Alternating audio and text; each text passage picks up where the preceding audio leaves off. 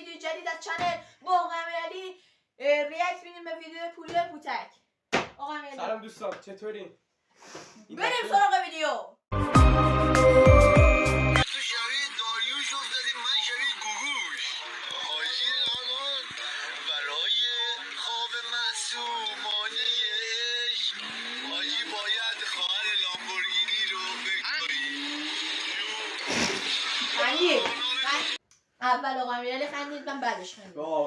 یکیش به نفع من، ستاییه. سهش به نفع من، 3 بار بخندید. منم خندیدم ولی اولی خندید. بریم سراغ ویدیو.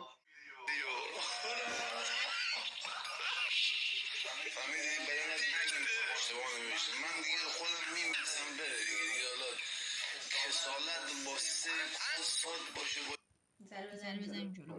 جوری که پسرها به هم ابراز محبت خودت نمیخوام آجی میخوام به خدا دورتو بوس بکنم جان اجی دور در بیار به جلو مردم دورتو بخوام جان مردشی حاجی این حاجی رو خیلی اذیت میکنه ببین ولی حاجی عاشقشه شهر حاجی رو اصلا در میره برای آیسا 100% یعنی اینقدر محبت داره بهش جای غریب بودم حاجی از سنی که دنیا اومد زمینای پدرش فروخت تا 50 سالگی 50 سالگی به بعدم پسرش پولدار شد هواشو داره ای قدیر این تو رو باید در الکل نگه داشت برای نمونه برداری چقدر دنیا بکنیده این پدر قشنگ من پاپایی من پدر یک روز در زندگی کار نکرده فقط خورده خوابیده الهی فدای تو بشم پدر جان منم دیگه این پول چاپخوری که دارم جوهرش داره تمام میشه بابا جون باید برم کدوم بدم پول در بیارم بابا خسته کردی من قدیر ایدی من پدر گاهیدی من آیستان خسته شدم اینقدر سانسور کردن اصلا هر سری بزنید بچه ها بدون سانسور ببینید بهتون بچسب ببینید هنس بری حتما هنس بری بیا همه از پایین میره به بالا این نه همه از بالا میاد پایین بابا جان من نمیدونم چه اولتیماتوم طولانی هنوز هست میره بابا خیلی پایین میره به سمت بالا بخور قدیر جان بخور آقای گفته کیر بکش واقعا طولانی پسر اینجا داره سخت کار میکنه باید بازش ضعفت آیسارا کلی بخندی میتونی بخندی الان میتونی ما نمیتونیم الان مثلا ما نمیتونیم حتی ما نمیتونیم کل ویدیو نمیتونیم. گوش کن داره سرویس میشه وضعیت هر روز من دنبال جورابا اوکی وای پلنگ صورتی گذاشته روش کسی خونه مخال گوشه نایمت کنه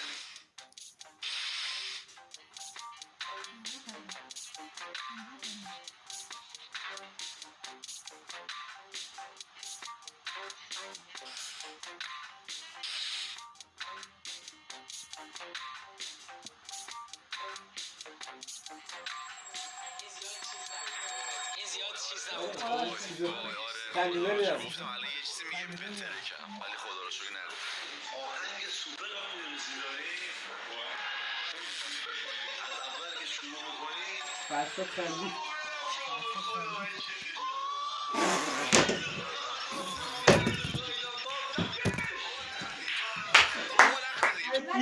یک اول من خندیدم قبول دارم.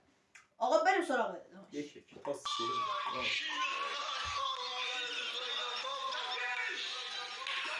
بابا نخندی تو هم نبا بخندی الان 2-0 داریم تو بخندی ما میشیم کنترل دو چه تو هم بیتکه آخر اینوری یک ویدیو صبر کن چه آوتروی بعدش میتونی پاس کنی بچه ها بعد تمرین هم هستش چون ما اگه خدا بخواد تا 2 ماه آینده میریم تو اردو که بعدش بتونیم برای سهمیه المپیک چطوری کشتگی نبودم دیگه توضیح بدم کیرم تو این شانس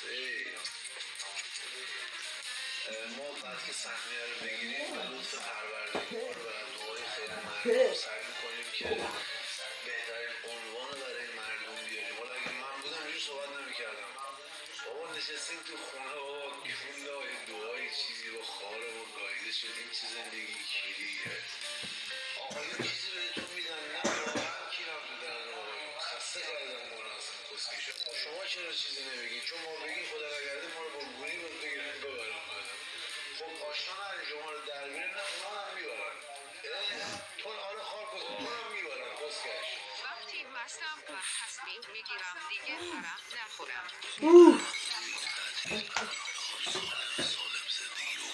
فردا. این قشنگ من. داداشی فقط میخوام یه دونه بگیرم کنار حال و هوای من بره. آقا اگه تونستم این جیگرم رو قانع کنم که هم با من باشه هم من دوست دختر داشته باشم، احتمالا خدا بخواد حامله برمیگرده اروپا. این قلو بچه بدیم قلو بچه ها. بزن جان قدیر بزن. جان قدیر گفتم بزن. اگه قبول کردی با لقای مصنوعی برید.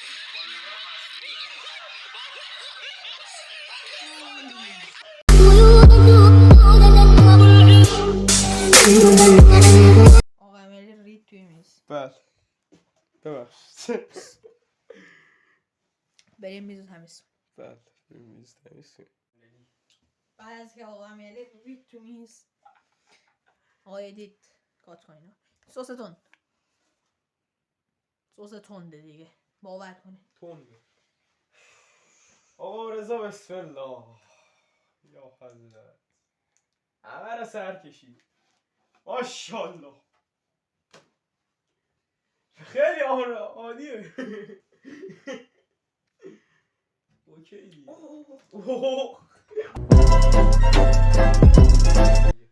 خب دوستان، اگه این ویدیو رو دوست داشتین لطفا لایک و سابسکرایب فراموش نشه. هنوز تا تنده؟ ویدیو متاسفانه بعد 10 دقیقه یه رو هنوز مونده. تا ویدیو بعدی خدا نگه دار آقا امیرعلی. let's go. عوض نمی کنیم ما با یه قطره آب